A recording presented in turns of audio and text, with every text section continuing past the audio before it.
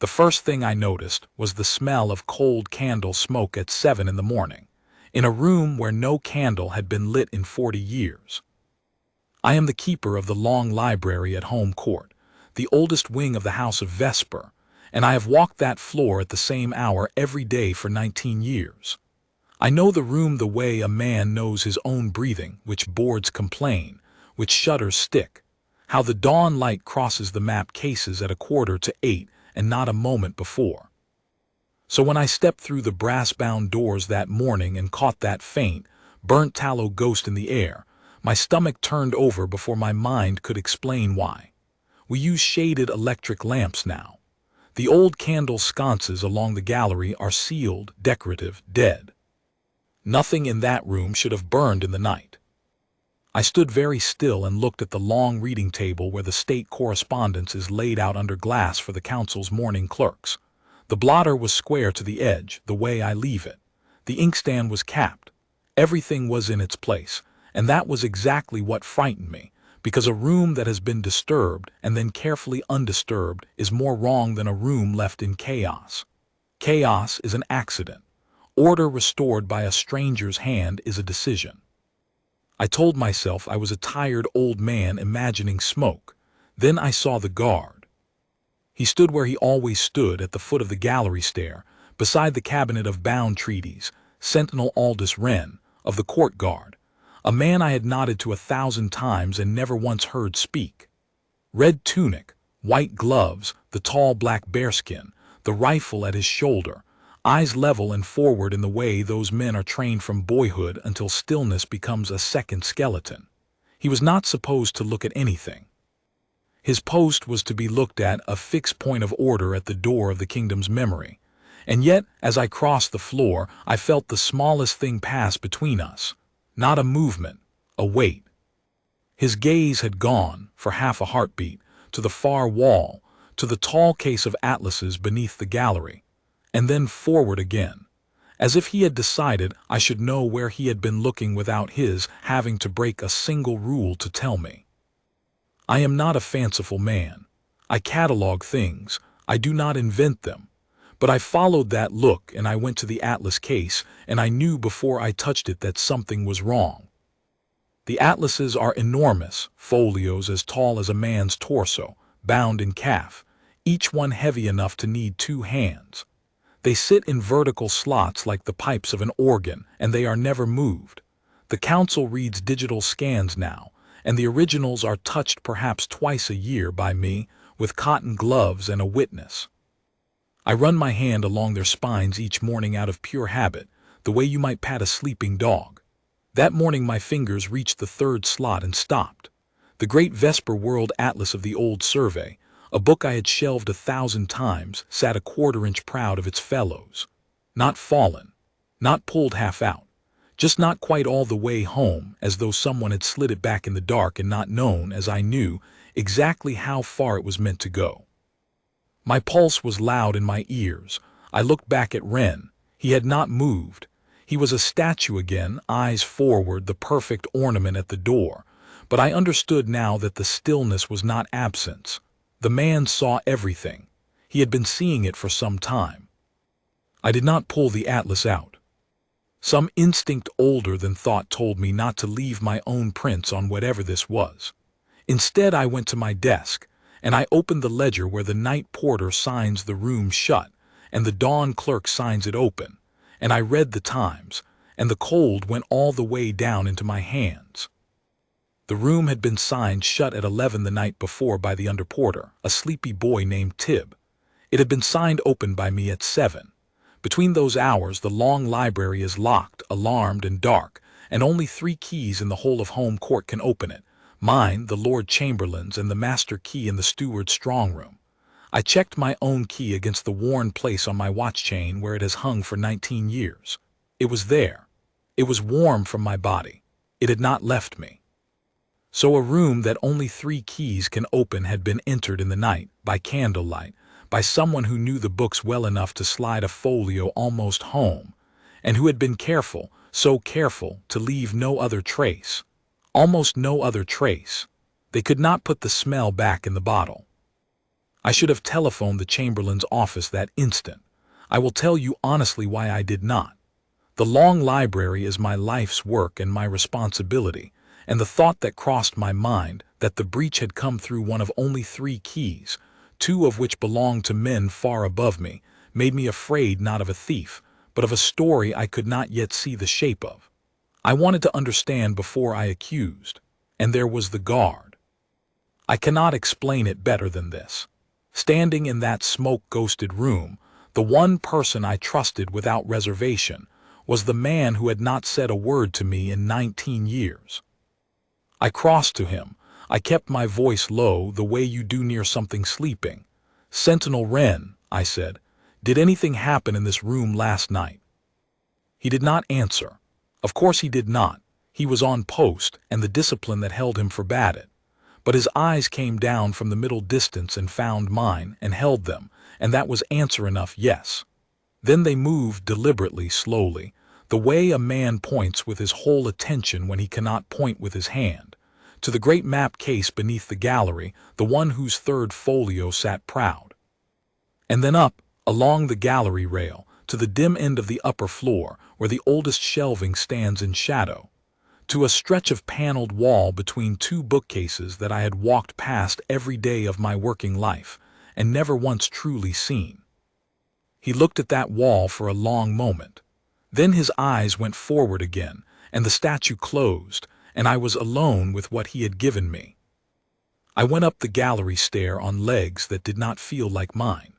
The morning clerks would arrive within the hour. I had that long and no longer to be a curious old man instead of a man raising an alarm. The upper gallery smells of leather and dust, and the particular dry sweetness of paper a century old, and I love that smell more than almost anything in the world. And that morning it was tainted, underneath, with the cold tallow again, fainter here but here. I walked the rail to the dim end where Wren's eyes had sent me, and I stood before that blank stretch of oak paneling between the bookcases, and I made myself look at it the way he must have looked at it, not as furniture, but as a question. It was paneling like all the rest, fielded oak, a chair rail, the carved egg-end dart that runs the length of the upper floor, except that here, where the chair rail met the corner of the left-hand bookcase, the carving had been worn, not split, not chipped. Worn smooth, the way a stair tread or a door handle goes smooth, by a hand that has touched the same spot, the same way, again and again and again, over a long time. I put my own hand where that worn place was. I did not press. I only rested it there and felt how perfectly it fit the hollow, as though the panel itself had been teaching a hand for years. And I understood that I was standing in front of a door that was not supposed to exist, and that someone had been opening it quietly for far longer than one night. Behind me, 2 floors down, I heard the great brass doors sigh open, and the first clerk's footsteps on the marble, and I took my hand from the wall as though it had burned me. I came down the stair too quickly and made myself slow on the last 3 steps, and I gave the clerks good morning in a voice I did not recognize as calm but which apparently passed, because no one looked at me twice. They settled at the long table under the glass, unrolling the night's council dispatches for sorting, the ordinary grinding traffic of a kingdom's business, drafts and minutes, and the sealed reports that come down from the Privy Cabinet to be filed in the strong room by the end of each day. I watched them handle those papers the way I have watched it 10,000 times, and for the first time in my life I found myself counting. That is the curse and the gift of a librarian. We count. Every document that enters the long library is logged into the great register in my own hand, given a shelf mark, and counted out again when it is moved to the permanent strong room below. Nothing is supposed to exist in that room that I have not numbered. So when the senior clerk, a precise man named Halloway, frowned over his sorting that morning and murmured, "I'm 1 short on the Marwick file again," I felt the floor tilt under me. "Again," I said. He did not even look up. "It's nothing. The cabinet runs us ragged with their drafts. Half of them get recalled the same night and never come down to us at all. 3rd time this month a folio's come up a sheet light." I expect they keep the originals upstairs and forget to tell us." He shrugged, the easy shrug of a man who has decided that a small wrongness is somebody else's wrongness, and he filed what he had, and the morning went on. But I did not file it away. I went to my register, and I did the thing I should have done weeks before if I had been counting with my eyes open instead of my hands asleep. I went back through the month, through 3 months, through the whole year of night logs and clerk tallies and strong room receipts, and I built, in the back pages of my own private daybook where no one but me ever reads, a column of small absences. A sheet here, a page there. A 2-leaf appendix to a treaty draft that the register said had come into the room and that the strong room receipt said had never arrived below. Each one small. Each one explainable, a loan, a clerk's miscount, a cabinet recall, a paper mislaid in a busy office. Together in a column in order they stopped being accidents and became a heartbeat. Steady, patient. A few papers slipping out of the kingdom's memory on quiet nights for the better part of a year. And every one of those nights, when I checked the duty roster against my column, had one thing in common that turned the cold in me to something colder. The same sentinel had held the night post outside the long library doors. Aldous Wren. I sat with that for a long, ugly moment. The simplest story, the story any sensible investigator would reach for first, is that the man at the door is the man who let the wrong thing through. The guard who stands the watch when the papers vanish is the guard who took them. I made myself look straight at that thought, because a coward looks away from the worst version, and a coward is no use to anyone. And then I set it down, not out of sentiment, but out of evidence. A sentinel on the outer post cannot enter the long library. He holds the corridor. He has no key. The court guard never carry the library keys. That is the whole point of the post, that the watcher and the keeper are never the same man. Whatever came and went through that paneled door in the dark, it did not come through Aldous Wren. He had stood his ground a few feet away while it happened, again and again, and he had seen, I was sure of it now, exactly what I had been too busy counting with my hands to see. He had not raised the alarm. Why? The same reason, I thought, that I had not telephoned the Chamberlain at 7 that morning, because the breach came from inside the house. Because a man who stands at the door of power learns young that an accusation thrown upward without proof is a stone thrown at your own glass house. Wren had no key, no register, no standing to be believed against whoever held the other 2 keys.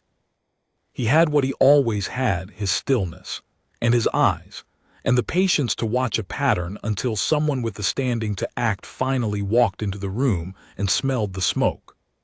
He had been waiting, I understood, for me. I closed my daybook and I went back up the gallery stair, and I waited until the clerks broke for their mid-morning tea and the room emptied, and then I made myself examine the door I was not supposed to see. It took me the better part of an hour to find how it opened, and when I found it I felt no triumph, only a sick admiration for whoever had built it. The worn place on the chair rail was a decoy of long habit. The hand that opened the door rested there to brace itself, but the catch was elsewhere. At the corner of the left-hand bookcase, the carved rosette that finishes the cornice will turn, if you know to turn it, a quarter turn against its own grain, and when it turns the whole panel between the bookcases swings inward on a pivot so silent and so true that I, who have lived in that room for 19 years, had never once heard it in the night 2 floors away.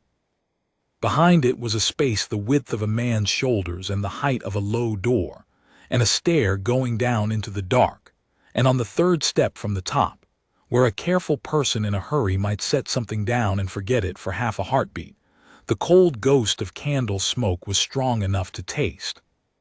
I did not go down. I am 61 years old and I had no light and no idea where that stair came out.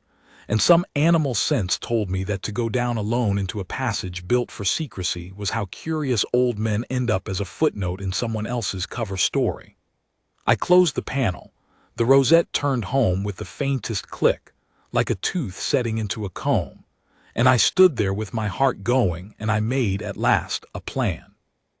I would not telephone anyone, not yet, An accusation without proof was a stone at my own glass house, just as it was at Wren's. But a man caught in the act is not an accusation, he is a fact. So I would do what the guard had been doing all along, only with the one thing he lacked and I possessed: the register, the keys, and the right to be in that room at any hour of the day or night without anyone thinking it strange. I would set the kingdom's memory as a trap, and I would bait it with exactly the thing the thief had been taking, and I would be there, we would be there, when the hand reached for it in the dark. I came down the stair and I crossed to the foot of the gallery, and I stood, for the first time in 19 years, squarely in front of Sentinel Aldous Wren, close enough that I had to look up at him, and I spoke to him as one keeper of a trust to another. "You've seen it," I said quietly. "The door, the papers, the nights. You've been watching it longer than I have." His eyes did not leave the middle distance, but his jaw moved, the smallest fraction, the way a man's does when he is holding a word behind his teeth by main strength. "I'm not going to ask you to break your post," I said. "I know what it costs you to stand there and say nothing while it happens, but I have the keys and the right and the register, and you have the only pair of eyes in this house that has watched the whole of it. Between the two of us we are one honest man with everything he needs." I paused. "The clerks would be back in minutes." "Tonight," I said. "When they file the cabinet's red folio to the strong room, I'm going to make a mistake. I'm going to leave it on the reading table overnight by accident, where anyone who has been watching this room will know it's there. And then you and I are going to find out who's been walking through my wall." For the first time in 19 years, Aldous Wren looked at me fully, deliberately, a man and not a statue, and he gave me one slow nod, and then his face closed again over the soldier. But I had seen it. He was in. The rest of that day was the longest of my life, and I spent most of it being careful in ways that did not come naturally to me. I am not a deceiver by temperament, but I had decided that the trap would fail the moment anyone suspected a trap, so I went about my afternoon as the same fussy, predictable old keeper I had always been, and I let the house watch me be ordinary. What I needed first was to understand the passage, not by walking it, but by reading it, because everything in home court has been drawn, and I am the man who keeps the drawings. In the deep cool of the strong-room anteroom there is a press of architectural surveys going back to the founding of the wing, and I pulled the oldest of them out under the pretext of a binding check, and I found, on a yellowed elevation of the long library drawn in a dead surveyor's beautiful hand, a thin pencil line that the printed plan did not show: a service stair. It had once run from the upper gallery down through the thickness of the wall to a porter's lobby behind the strong room, a way for footmen to bring up books in the days before the lift, sealed and forgotten when the gallery was repaneled 3 generations ago. Forgotten by everyone, the official record said, in the year the old surveyor died. But someone had not forgotten. Someone had found the dead surveyor's pencil line, or inherited the knowledge of it, and had reopened a door that the house believed did not exist, and had used it to come and go between the strong-room lobby and the heart of the library on quiet nights, unseen, while a sentinel held a corridor a few feet away and could prove nothing. That was the second cold thing I learned that afternoon, and it was worse than the first. The passage did not let in from outside. It joined 2 rooms that only the house's own trusted people could reach: the long library and the lobby behind the strong room where the kingdom's permanent records are kept. Whoever was walking my wall was not a burglar from the city. He was one of us. He had a key to at least one of those rooms by right, and he was using a door no one else knew about to reach the other. 3 keys opened the long library: mine, the Lord Chamberlain's, and the steward's master in the strong room. I went through them in my mind the way you probe a sore tooth. Mine had never left me. The Lord Chamberlain was a man of 70 with shaking hands who had not climbed the gallery stair in a decade, and the steward's master key lived in the strong room, the very room the secret stair connected to. A man who could reach the strong room lobby did not need to steal a key to the library. He had a door. I did not let myself land on a name. I am a cataloger. I distrust a conclusion that arrives before its evidence. But I will admit that as I climbed back toward the library with the old survey rolled under my arm, one face kept presenting itself, and I kept setting it gently down, and it kept coming back. The man whose office adjoined the strong room, who signed for every cabinet folio that came down at night and signed it again into permanent keeping the next day, whose whole duty was the safe passage of the kingdom's papers from the council's hand into history. Master of the records, the house called him. Eldrick Pine, a gray, exact, unhurried man whom everyone trusted precisely because he was the man whose job it was to be trusted. If the papers were leaving by night, they were leaving past him, or they were leaving by him, and there was no third door for the thought to escape through. I set the bait before the light failed. When the day clerks brought down the evening's traffic for filing, I made my small, deliberate mistake among 100 true motions. The cabinet's red folio, the sealed packet of the most sensitive correspondence, the one document in the room that any patient watcher would most want and least expect to be left out. I logged into the register as received, and I carried it toward the strong room lift as I always do. And then, in full view of the underporter Tib and anyone who cared to be watching from the gallery shadows, I was called back by a clerk's question about a shelf mark. And I set the red folio down on the corner of the long reading table to free my hands, and I answered the question, and I walked away and left it there. An old man, distracted, careless for once. The folio lay on the glass in the last gray light, exactly where a year of small thefts had taught someone to look. Then I did the part that mattered. At the door on my way out with the day staff, I caught Tib's sleeve and told him fussily, audibly, that I would be back at 11 to lock up myself tonight, as the night-binding glue needed turning and I trusted no one else with it, and that he need not wait. It was a lie with a true shape. I do turn the glue, and I have bored Tib with it before. He rolled his eyes and was glad to be let off early.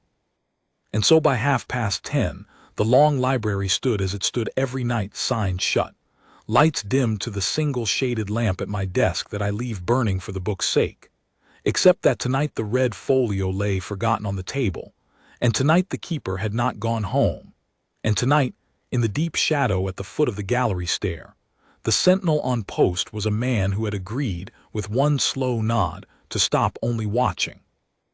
I will tell you where I hid, because the smallness of it shames me even now.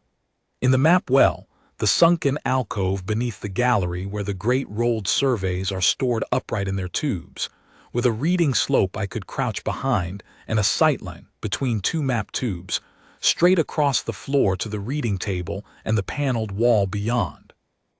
I had a flashlight in my pocket I did not intend to use, and the old survey rolled in my hand for no reason except that holding it steadied me, and I had Aldous Wren, though I could not see him from the well somewhere in the dark by the foot of the stair, breathing the same waiting air I breathed. 11 o'clock came and went. The wing settled into the deep, ticking quiet of an old building at night, the sounds you only hear when everything else has stopped, the cooling pipes, the wind testing a high shutter, the small, secret movements of 100,000 books. My knees ached. My mind, starved of motion, began to manufacture doubt. There was no door, there was no thief. There was only a foolish old man crouched behind a map tube in the dark, and in the morning the clerks would find him asleep and the red folio untouched, and the whole edifice of his suspicion would collapse into a story he would never dare tell. Then at 20 minutes past midnight, from somewhere inside the wall, from the dead, sealed, forgotten thickness of the wall, I heard the faint, unmistakable, too thin to comb click of the rosette turning home. I stopped breathing.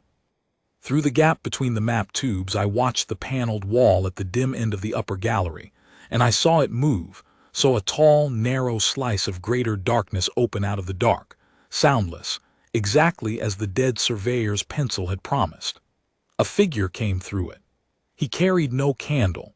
The smell I had chased all day must have been from another night, a habit he had broken when habits grow careless. He carried instead the small, hard, blue-white circle of a shaded electric light pointed downward at his own feet. The disciplined light of a man who has done this many times and knows precisely how little of it he needs. He came along the gallery rail without haste. He knew the room.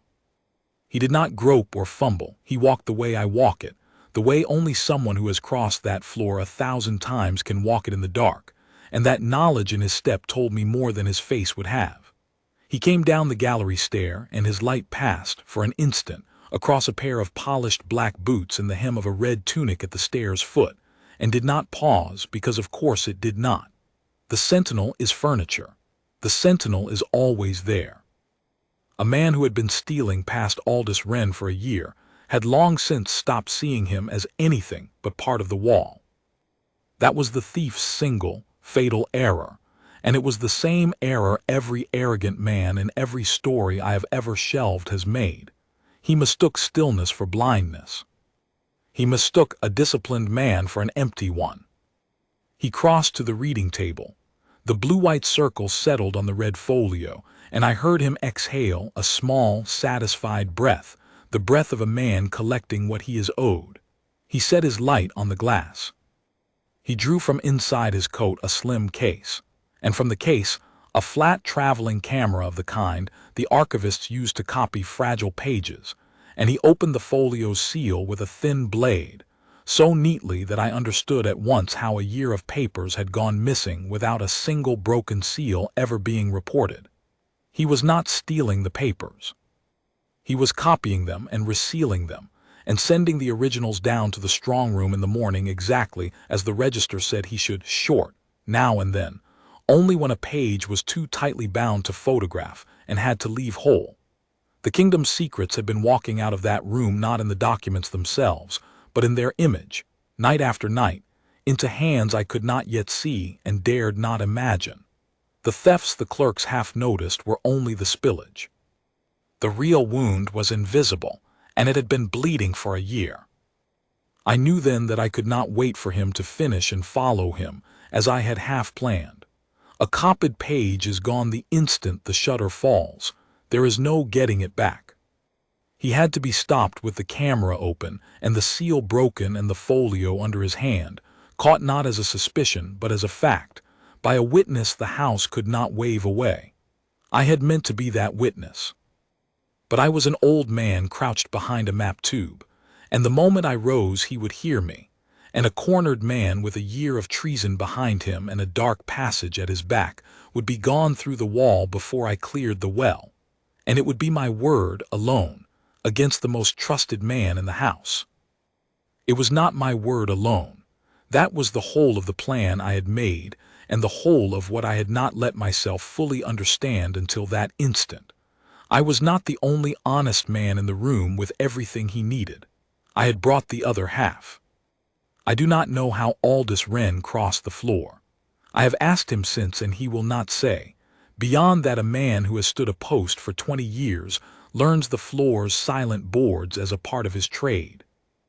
I only know that one moment the thief bent over the open folio in his little circle of light, and the next a hand in a white glove came down flat and firm upon the glass beside the camera, not snatching, not striking, simply arriving immovable between the man and his work, and the great shape of the sentinel stood over him in the dark, rifle slung, eyes level, having broken his post and his silence and 19 years of furniture in one soundless stride. The thief made a sound I will not forget, a high, undignified gasp, and reared back, and his light spun off the table and rolled, throwing wild shadows up the walls of books, and in the swing of it I saw at last the gray, exact, unhurried face, now neither gray nor exact nor unhurried, but white and slack with the particular terror of a careful man who has been seen. Master of the records, Eldrick Pine. The man whose whole duty was the safe passage of the kingdom's memory, caught with his blade and its seal. "Stand where you are," I said, rising from the well, and my voice came out steadier than I had any right to expect, perhaps because I was no longer the only thing in the room standing for the truth. "The room is locked from the inside. The night log will show you were never signed in. And there are two of us. Pine's eyes went from me to the white-gloved hand still flat upon the glass, to the sentinel's unmoving face above it, and I watched the calculation run behind his eyes the way it must have run 100 safe times before, the calculation of a man who has always talked his way clear because he is the one they believe. "Keeper," he said, and his voice found its old smoothness with frightening speed. "You've startled me at my work. The cabinet asked me to retrieve this folio tonight.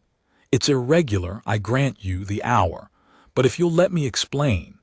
And his hand, as he spoke, drifted with great casualness toward the camera, to close it, to spill the light it held, to make the one piece of unanswerable evidence into his word against ours after all.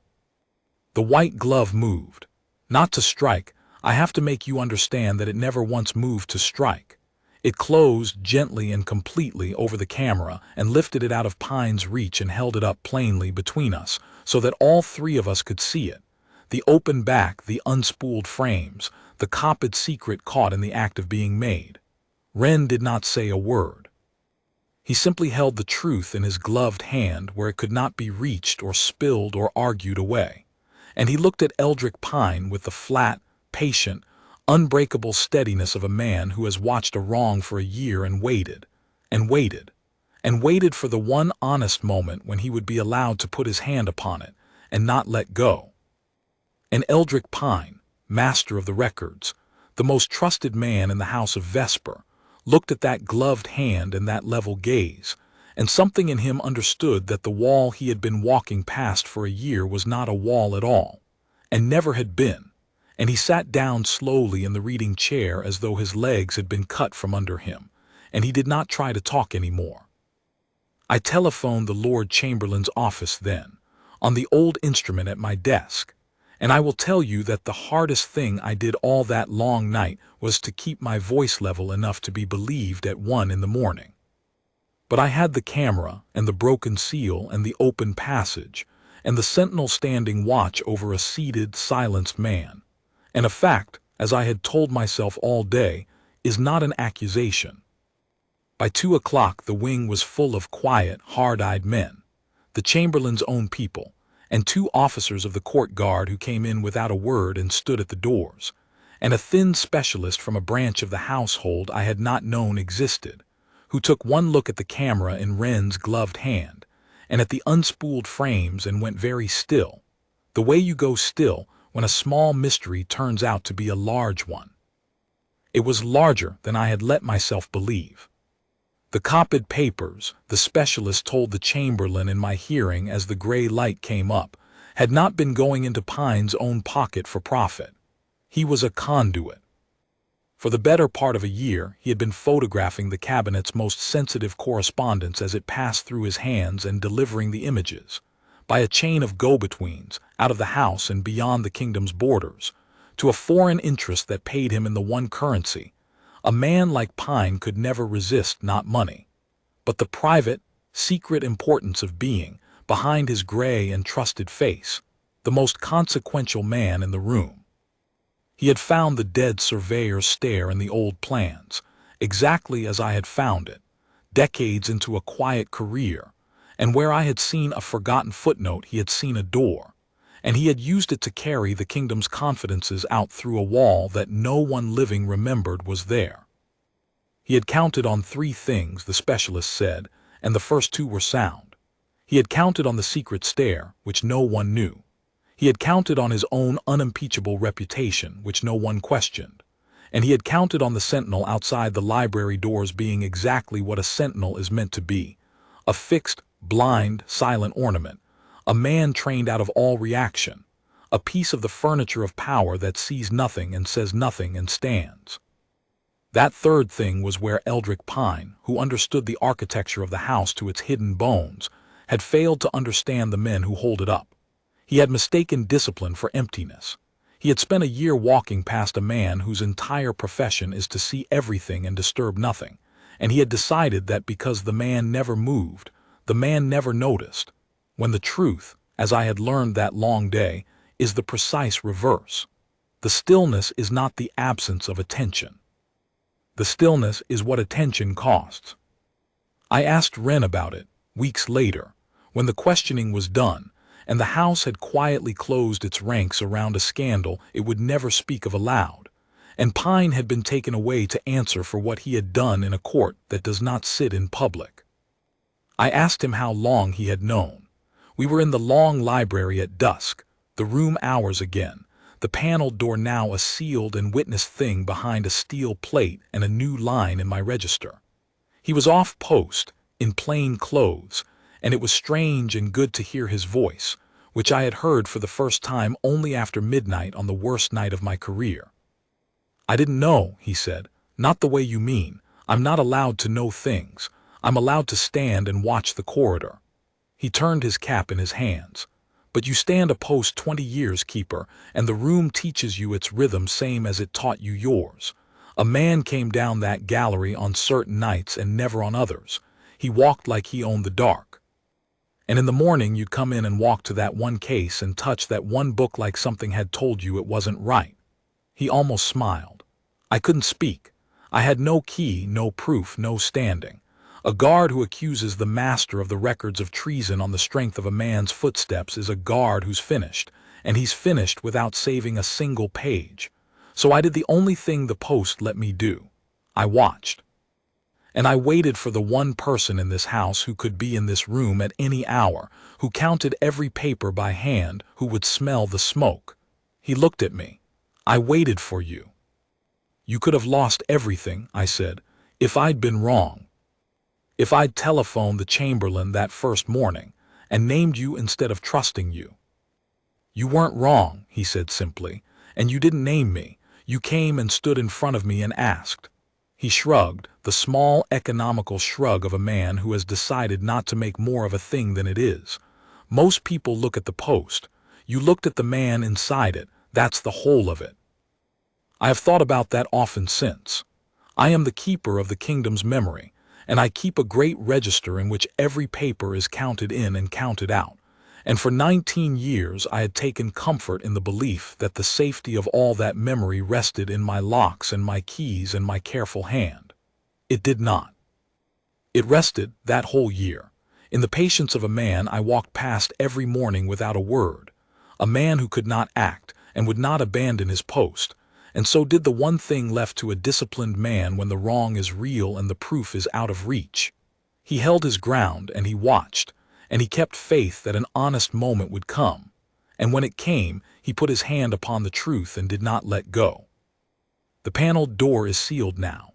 The cabinet's traffic comes and goes by daylight and by lift, signed and witnessed twice. The clerks no longer come up a sheet short on the Marwick file, and Halloway, who never knew how close his small shrug came to costing the kingdom dear, files his evening folios and goes home untroubled, as a man should. And every morning at 7:45 I unlock the brass-bound doors and step into the long library, and the dawn light crosses the map cases not a moment before it should, and the room smells of leather and dust and old paper and nothing else at all, and at the foot of the gallery stair, in the red tunic and the tall black bearskin, immaculate and motionless and forward, stands Sentinel Aldous Wren. We do not speak. He is on post, and the discipline that holds him forbids it, and I have learned at last to read the language of a man who is not allowed to use words. I give him good morning with a nod. He gives it back with his eyes, the smallest fraction, and is a statue again. And I cross to my desk and open my register and begin to count, and I am no longer afraid of the quiet because I know now what the quiet is. It is not emptiness. It is a man keeping watch over everything he is sworn to protect, asking nothing, saying nothing, moving for nothing, until the one moment it is finally his to move, and then moving once and being enough. That is the truest thing I have ever shelved in 19 years among the kingdom's secrets, and it is not written in any of the papers I keep. It stands every morning at the foot of my stair.